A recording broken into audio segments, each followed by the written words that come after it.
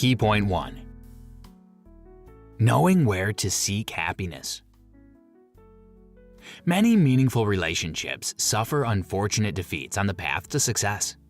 We still feel empty and disoriented after or during our race to the top. We start looking for meaning in what we do. If we don't find it, we continue to live imbalanced lives because we're too scared to try alternatives.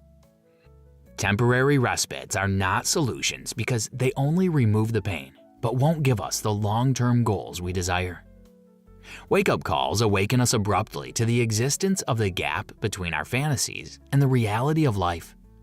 For instance, when a family member dies, we regret the missed moments while chasing success. We feel miserable thinking about the opportunities we'll never get back and the time we could spend building meaningful relationships. Then we realize there's no match between what we're doing and what matters to us. In the absence of wake-up calls, most people bury crucial life issues. They don't bother to look for the chronic cause. They use aspirin and Band-Aids to subdue the acute pain. Once they get temporary relief, they return to their habit of doing things that don't matter to them. However, by managing our time and prioritizing the essential things in our lives, we can make it easier to do things that will help us in the long run. In this summary, you will learn more about prioritizing the more important things over those that seem important but aren't in reality. As a result, you'll live a healthier, happier, and more fulfilling life and enhance your relationships tenfold. So strap in and prepare for a deep dive into the complexities and particularities of planning, productivity, and motivation. Key point 2. You have to differentiate between the compass and the clock. Most people struggle to prioritize things and focus on aspects of their life that truly matter. Two metaphorical tools guide us through life: the clock and the compass. The former represents our responsibilities, goals, commitments, schedules, and all other obligatory activities. The latter correlates with important things for us: values, principles, aims, and our lifestyle. We tend to focus too much on the clock, prioritizing it over the compass. This disbalance frequently leads to dissatisfaction, and we often fail to understand the reason for our unhappiness. Once we learn to manage the clock and the compass, we'll unlock the road to a more fulfilling life. It is that a meaningful life is not a matter of speed or efficiency. It is much more a matter of what you do and why you do it, than how fast you get it done. Stephen Covey. Failure to prioritize results is an all-encompassing pain. We feel like we aren't living our lives. We get stuck in a loop of responding to crises. Then we start to feel guilty about what we aren't doing. We feel like our lives don't have a purpose, and the feeling of missing out becomes our constant companion. Understanding and bridging the gap between the clock and the compass helps us realize the importance of time management and the skills required to become truly efficient. We can only learn to appreciate our goals, commitments, purpose, and values by keeping this balance. Far too many of us focus on the things that aren't important in life. We need to reassess our priorities. Bridging this gap requires accountability, as well as a thorough commitment to becoming better at optimizing our time. Moving from a familiar, long-used pattern can be tough. This act requires consciousness and motivation, but it also brings miraculous results. By keeping the balance, you'll soon realize that you can work smarter, not necessarily more challenging, and enjoy your downtime. Did you know? According to Retail Ritesh, a business management organization, 14% of people who set goals are 10 times more successful than those who don't. Key point 3. Time management is more technological than ever before. In search of gaining full power and control over their lives, many people resort to time management. Adopting the techniques of previous generations is a common practice. Many people seek efficiency and control by implementing tips and tricks used in the past. The first generation of time management was all about reminders. People went with the flow while tracking how they wanted to spend their time. Checklists and simple notes were in vogue. Almost everyone carried a list, so they remembered to do the necessary tasks. Uncompleted tasks were moved to the next day. Appointment books and calendars characterized the second generation. During this period, people focused on personal responsibility, efficiency, and achievement in setting goals and planning and scheduling future events and activities. People in the third generation spend time identifying their priorities and values. Planning and controlling are at the center of this method. People set aims of different lengths, short, medium, and long term, maximizing their achievements. Various organizers and planners characterize this generation. The need for the new generation came with the rising disbalance between what people desired and what they needed. People continued to make accompaniments, but they stopped feeling joy and satisfaction. The first three generations had to embrace their strengths while overcoming their weaknesses. We needed a revolution. Therefore, the current generation focuses on the paradigm that produces remarkable quality of life results. Utilization of technology and aiming toward a better home and work-life balance is critical. Time management in the past was primarily concerned with achieving as much efficiency as possible. Work was above all else. People neglected their social needs and all other aspects of their lives. Now, people recognize the detrimental effects of having no work-life balance. Therefore, current time management includes working, caring for mental health, spending time with people you enjoy, and doing household chores. The planning focuses on happiness as much as it does on efficiency. After all, productivity isn't possible without good mental health. First things first is about knowing and doing the tasks, activities, or something important to us, instead of merely responding to urgent issues. Key point 4. Allowing urgency to dominate our lives is a fast track to disaster. We tend to develop self-destructive coping mechanisms when we don't meet our needs. One of them is the addiction to urgency. This addiction gets its support from an excessive focus on time management techniques. To-do lists keep us in the cage of focusing on critical tasks first. That's what creates a disbalance between the clock and the compass. To further understand the issues of importance and urgency, let's look at the 4 quadrants of the time management matrix, a self-management tool explained below. This method consists of 4 quadrants that allow you to control your time. Quadrant 1 is directly concerned with the clock and the compass, urgency and importance. For example, cleaning a wound, catching a flight, or undergoing surgery, etc. We need to spend most of our time in Quadrant 1. We manage, produce, and use our experience to handle challenges and needs.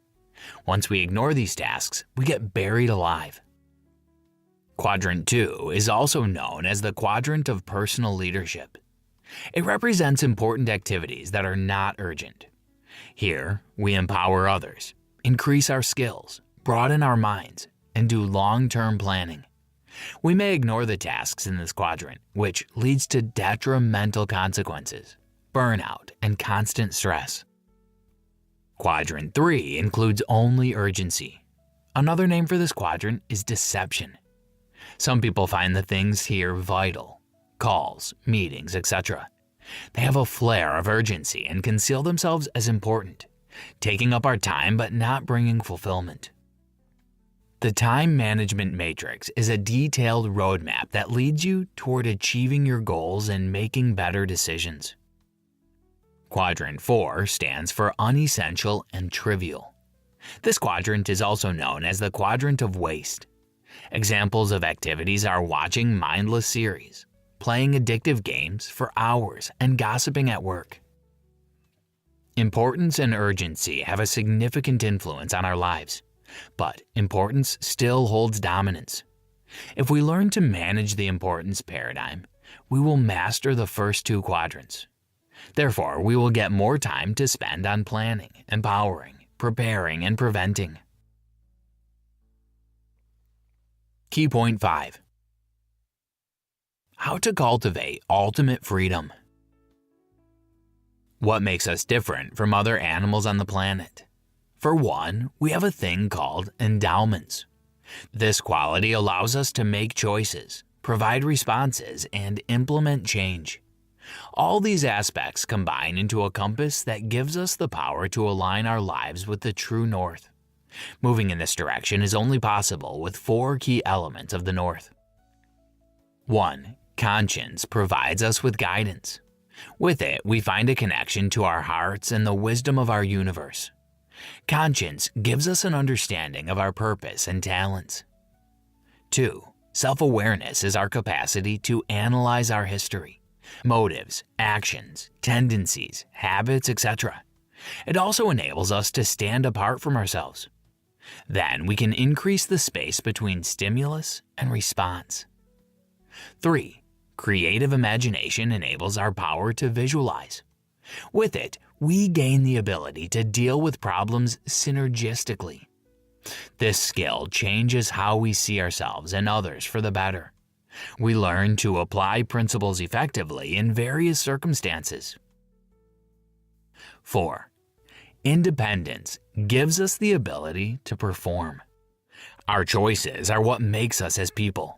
Many factors, such as our genetics or environment, may influence us, but they neither determine nor control us. We hold the power to manage the way we react to things. We are in charge of forming our tendencies and qualities. Independence gives us freedom and shows us our true power. It enables us to break the labels and paradigms, beat challenges, and rewrite scripts. Establishing the essentials encourages us to grow in the right direction. Making our endowments the center of our attention will allow us to connect with the synergy in our lives. Constant self-assessment and effort enable us to grow as people. This routine also expands the fulfillment and satisfaction we feel. For instance, we can write our results in a personal journal and evaluate the root causes of those good or bad results. These habits will increase our self-awareness and help us understand what we should do to improve the quality of our lives. This way, we'll manage to create more fulfilling lives and realize our ambitions. We are free to choose our actions, but we are not free to choose the consequences of these actions. Stephen Covey. Key point 6. The distance between the stimulus and the response. The power of managing Quadrant 2 is excellent. However, we can't predict everything in advance. Controlling every aspect of any event is also outside of our capabilities. We are setting ourselves up for frustration if our goals are to breeze through our to-do lists and scheduled appointments. There will be days so great that they will surpass any expectations. But there will also be days when we may get out of touch with the essential aspects of life. In such situations, putting the first things first will be impossible. Each new day or week is a unique experience, a territory we have never been to. When we get into unfamiliar territory, our ability to navigate effectively depends on the quality of our inner compass. There's a point when our personalities and competence go through a real test. This moment happens when we need to make an important decision. Ultimately, it is our choice whether to use our human endowments to make a conscious decision or allow any of those factors to control us. Our biggest goal is to improve our lives. To achieve it, we have to listen to our conscience. That's how we start living and following our principles. And a person living according to their beliefs feels more fulfilled with their life. The stimulus makes us want to make something. The response is what we do. However, between the two is a considerable amount of space that can easily cause us to get off course. Managing your time effectively allows you to stay on track and avoid procrastination. The process of Quadrant 2 enables us to lengthen the space between the stimulus we receive and the response we produce. Doing this gives us enough time to think about our reactions and avoid making impulsive decisions. Our response then will reflect our values and principles. This technique also ensures that small events don't knock us off course without warning. When we use our conscience to make decisions, we might not get the highs from urgency addiction, pleasing others, or being perpetually busy.